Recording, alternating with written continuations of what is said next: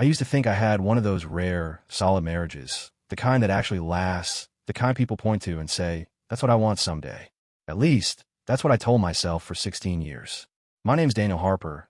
I'm 43, and until recently, I thought I was living the kind of life most people strive for. I had a stable job as a senior project manager at a reputable real estate development firm in Dallas.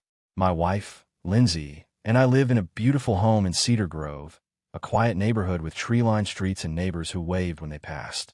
We'd built everything together from scratch, or at least, that's how it felt back then. Lindsay and I met when I was 27. I still remember the exact moment. Actually, it was at this charity event for a housing initiative, something I'd only gone to because my boss at the time guilt-tripped me into showing up. I was exhausted, barely hanging on to my second drink, wearing the same navy suit I'd worn to every networking event that year. Then she walked in, bright, effortlessly stylish, smiling like she knew half the room already. She was only 24, finishing her degree in design, and had this way of talking that made you forget how long you'd been standing there. We struck up a conversation near the bar, and by the end of the night, I knew I was done. I asked her out the next day.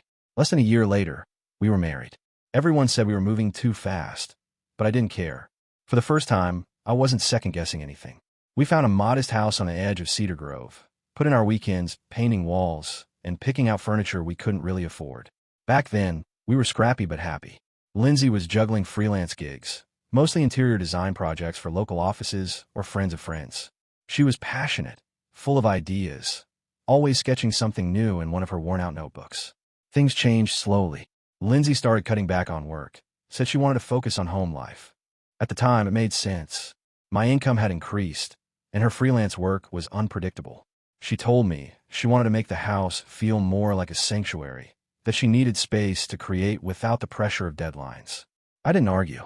I thought, she supported me through everything. The least I can do is support her now. We never had kids.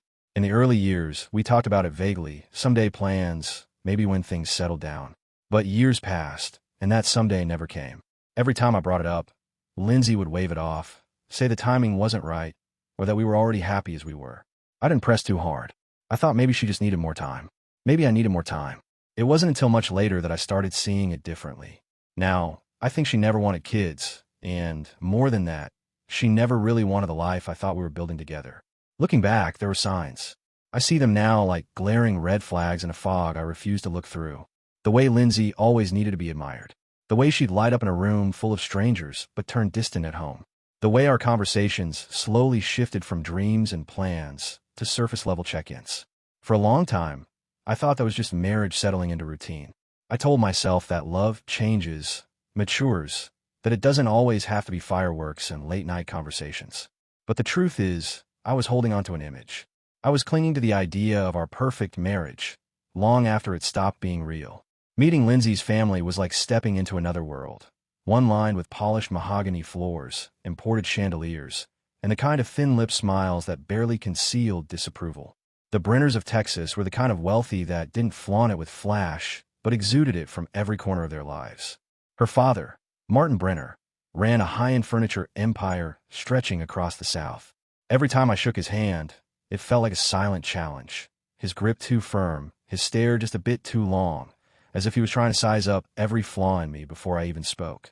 He asked questions that weren't really questions. What are your projections this quarter? Still renting office space? Or have you bought yet? Not once did he ask how I was doing. It was always about numbers, status, movement. To him, I was a man with potential, emphasis on the potential part, which he reminded me of in subtle, needling ways. Camille, Lindsay's mother, was a different breed of cruel. Hers came in passive remarks over dinner, smiles that never reached her eyes. "That's such a darling little house you two found," she'd say, sipping from her crystal glass. "Perfect for a first-time couple." That was 5 years into our marriage. If I brought a bottle of wine, it wasn't the right region.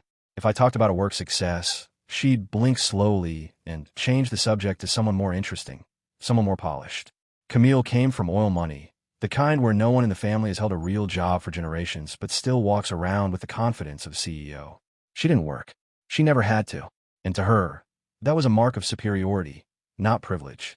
Then there was Danielle, Lindsay's younger sister, the family's little star. She worked, or rather, held a position, at one of Martin's companies, a vague title in brand strategy, which basically meant she wore expensive blazers and repeated buzzwords in boardrooms where no one challenged her. Danielle had a habit of smiling while she insulted people. "Oh, you're still doing project management?" she once asked me, faux surprised. "That's cute. You must be so organized." I wanted to believe she didn't mean it the way it sounded, but after years of similar digs, it became clear she knew exactly what she was doing. Despite all this, I stayed quiet. Lindsay would squeeze my hand under the table when her father made a snide remark, or when her mother scoffed at our vacation plans. "Ignore them," she'd whisper later. "They don't understand what real love is." And I believed her. I believe her every time, because I wanted to. I thought we were on the same side. Me and her, against the world she'd grown up in. I told myself she hated their judgment just as much as I did. I convinced myself that every insult I swallowed was for the greater good, that love meant weathering storms, even if they came dressed in designer suits and condescension. The truth is, I gave Lindsay the benefit of the doubt for far too long. I mistook her silence for solidarity, when in reality, she never once stood up to them. She laughed at their jokes when they were at my expense. She brushed off their cruelty like dust on her shoulder. And the more I endured, the more I started to believe that maybe I really wasn't enough. Not for them, not for her, not for the life I thought we were building. That blind trust, the kind that makes you defend someone even when the evidence keeps piling up, would eventually become the noose I tied around my own neck. 3 weeks before my 43rd birthday, Lindsay came to me with this wide, excited smile and told me she wanted to plan something special. I remember I was sitting at the kitchen table going through budget reports when she dropped the idea, practically glowing with enthusiasm. At first, I hesitated.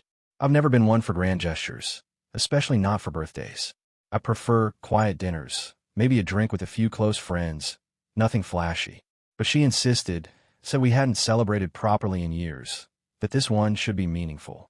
She looked me in the eye and told me it was time to make a new memory together. I didn't argue. I thought maybe she was trying to reconnect, to rekindle something that had gone cold between us. So I said yes. She chose the Pinewood Hotel, the same place where we got married 16 years earlier. I hadn't set foot in that ballroom since the night we danced to our first song under the dimmed chandeliers, surrounded by the soft hum of laughter and clinking glasses. When she told me she'd booked it, she called it a sentimental touch. I remember feeling a strange mix of nostalgia and unease. It felt excessive for a birthday dinner, but she brushed off my concern and said she'd handle everything. The food, the guests, the music. "Just show up and enjoy," she said. What I didn't realize then was that she'd already begun orchestrating something far more elaborate than a celebration. Over the following weeks, she became more distant, more clinical in the way she moved through the house. There were no more casual touches when we passed in the hallway, no spontaneous kisses or lingering glances. She started sleeping in the guest room, claiming she was restless at night and didn't want to disturb me. Her excuses were always practical, delivered with a tight smile that didn't quite reach her eyes. She was constantly on the phone, whispering in corners or slipping out onto the patio to take calls that she never mentioned afterward.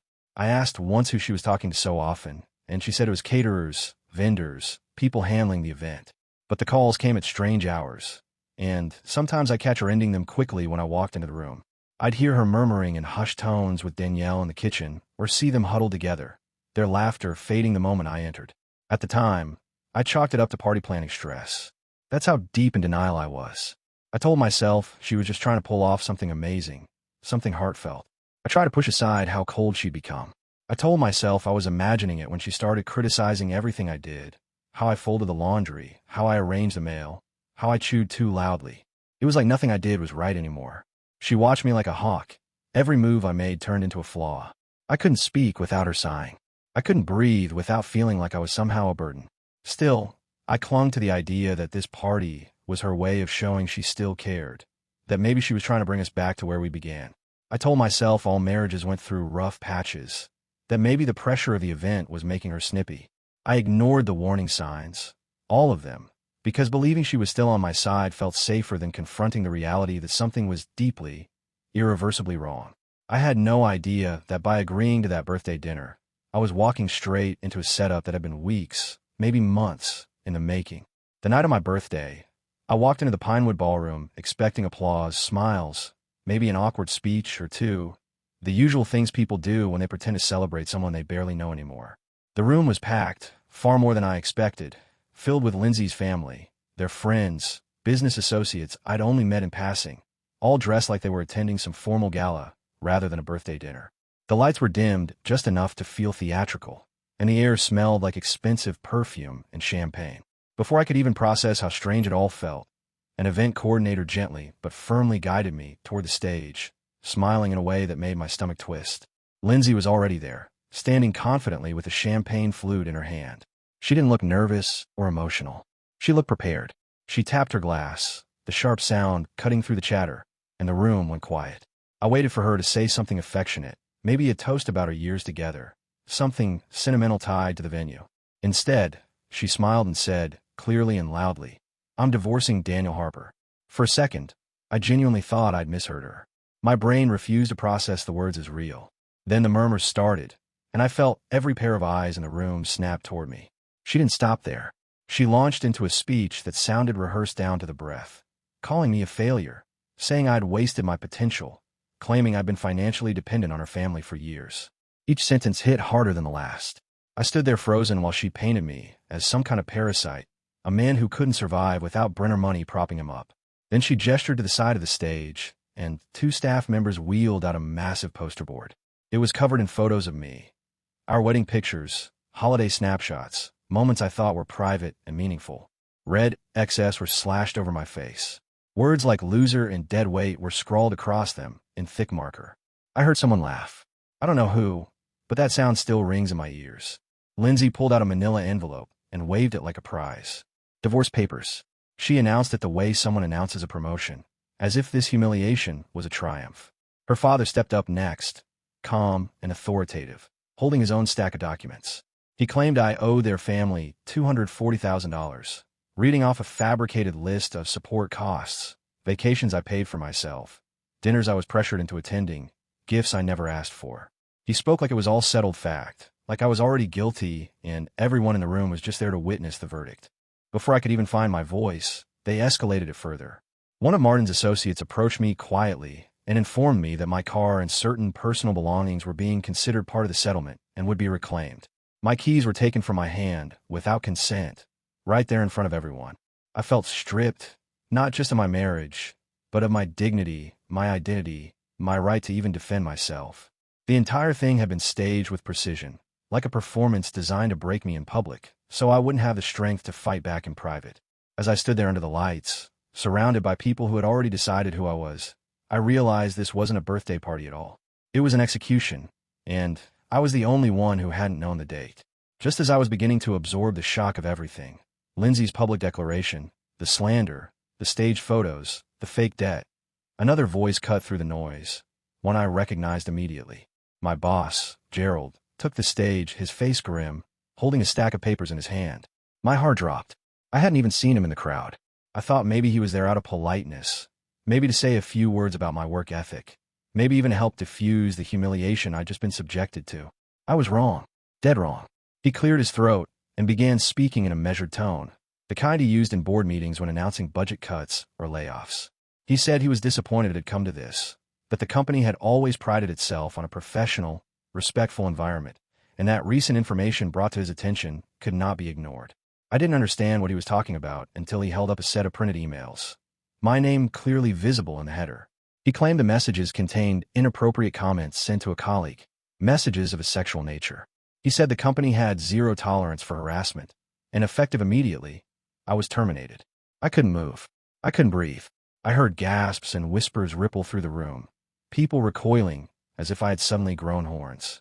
I barely registered Gerald saying I'd received formal notice through HR.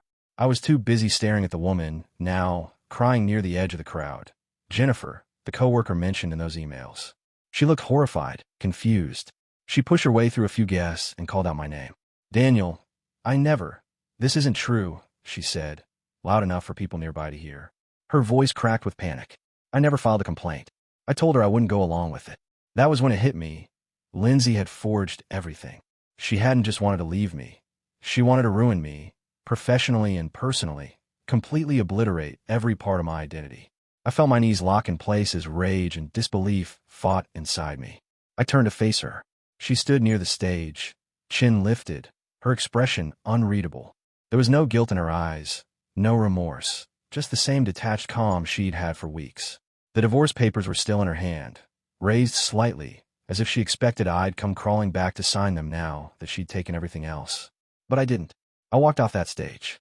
I walked past the ruined poster board, past the rows of guests, past Jennifer, who tried to stop me, past my former boss, past Martin and his smug smirk, past Camille and Danielle whispering behind manicured fingers. Lindsay screamed my name, shouted something about running from the truth, but I didn't turn back. I kept walking. My hand was shaking. I didn't know where I was going, only that I couldn't stay in that room 1 second longer. My brother Tyler caught up to me in the parking lot. He didn't ask questions. He just handed me his truck keys and told me I could crash at his place if I needed to. I thanked him, but I needed space. I drove for hours with no destination, the adrenaline finally giving way to exhaustion and cold disbelief.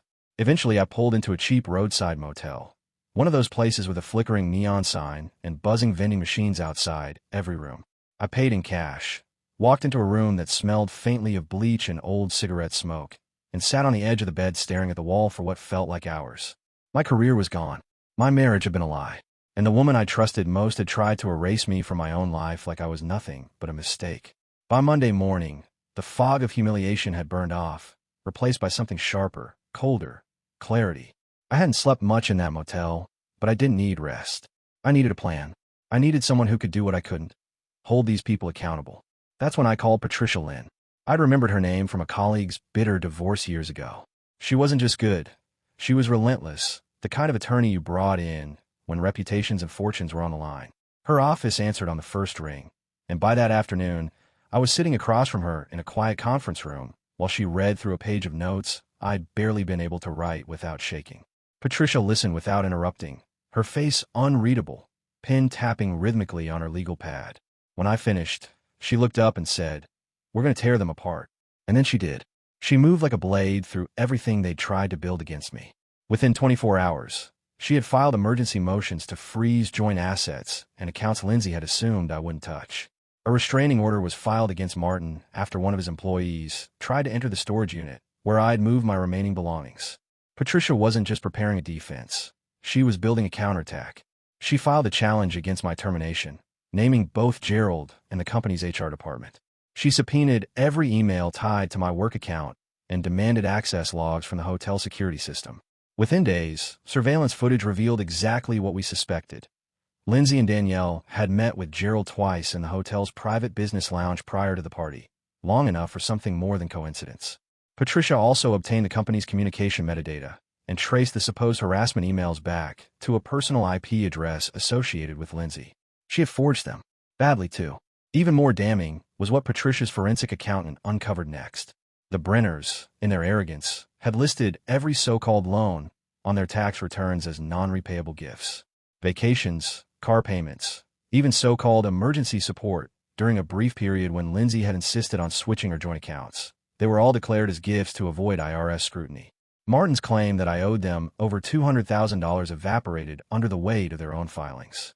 Patricia printed them out and smiled as she laid each page on the table, one after another, like pieces of a puzzle Lindsay never thought anyone would solve. Jennifer, the co-worker they tried to use against me, came forward on her own.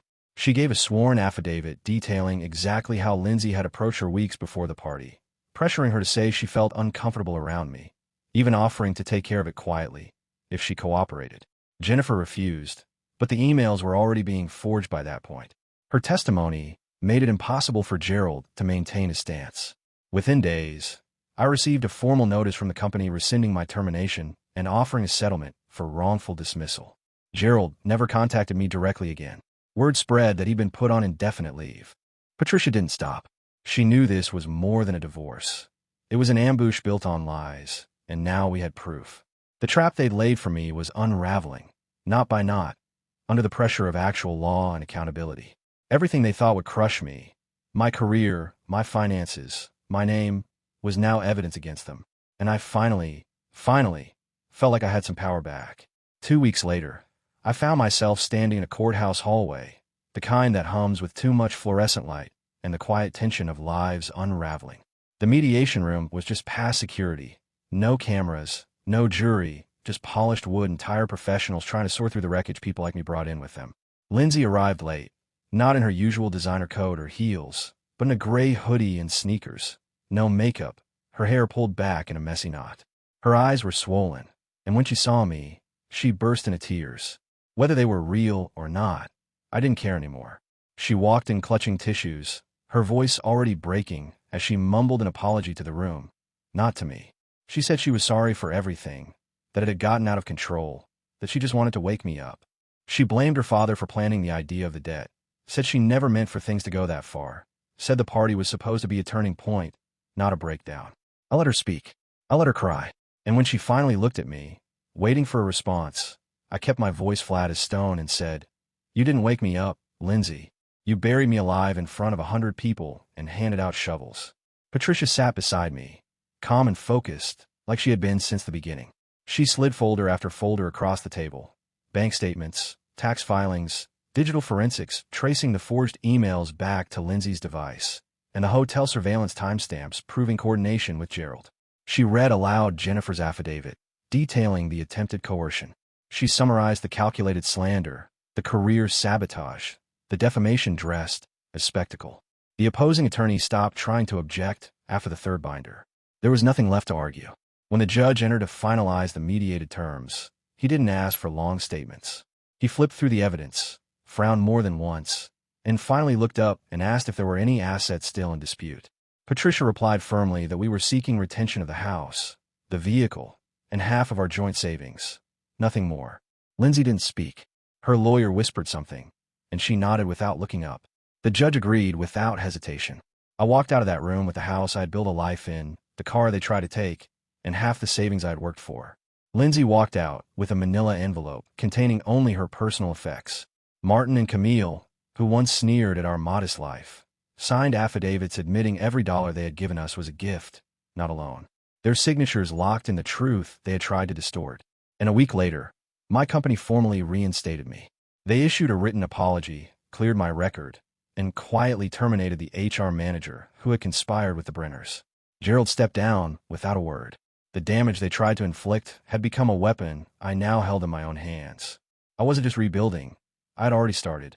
It's been a year since the night everything fell apart in that ballroom. And somehow, I've rebuilt more than I ever thought possible. I wake up most mornings in a home that actually feels like mine, not just because my name is on the deed, but because every part of it reflects peace, not performance.